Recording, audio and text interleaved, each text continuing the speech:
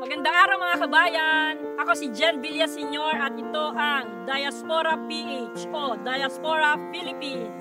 Ang kwento nating mga Pilipino na matapang at puno ng pag-asang lumabas ng Pilipinas at makipagsapalaran sa dayuhang bayan, tulak ng samut-saring dahilan at pangarap.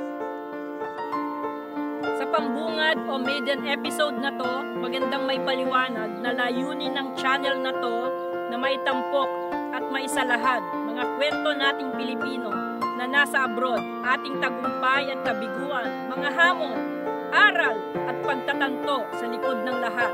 Dahil meron at meron ito, mga karanasan at adventure na nagbibigay sigla at iba pang mga layunin, planuhin, naisin, meron man sa sarili nating bayan o adopted country.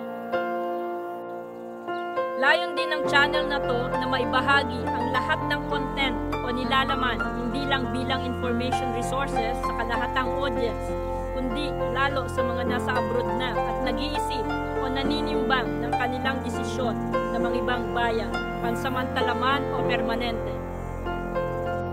Layon din ito na marinig ng kapwa migrant ang pagtingin o punto ng kapwa migrant para sa kapakinabangan ng isa't isa o for mutual benefit. At dahil ang channel na ito ay sumasalamin at definisyon ng aking prinsipyo, paniniwala, karanasan, mga pagtatanto, pagkatao at background din at interest, sisikapin ko, bagamat mahirap minsan, na maisulong, mapanatili at maihatid sa manonood at tagapakinig ang tunay at tapat na kaganapan at karanasan, mga kwento at impormasyong walang bahid ng kosmetiko, pambobola at panlilinlang.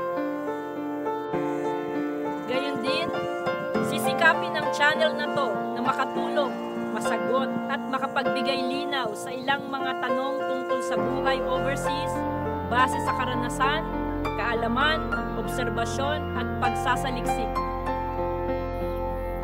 At bilang paglilinaw o disclaimer, hindi layunin ng channel na to na makapagbigay ng expert advice, expert guidance o authoritative opinion.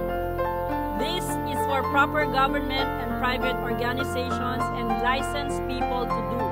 Again, all this channel hopes to accomplish is to share insights, to be an information exchange based on first-hand experiences, observations, and research. Maraming salamat.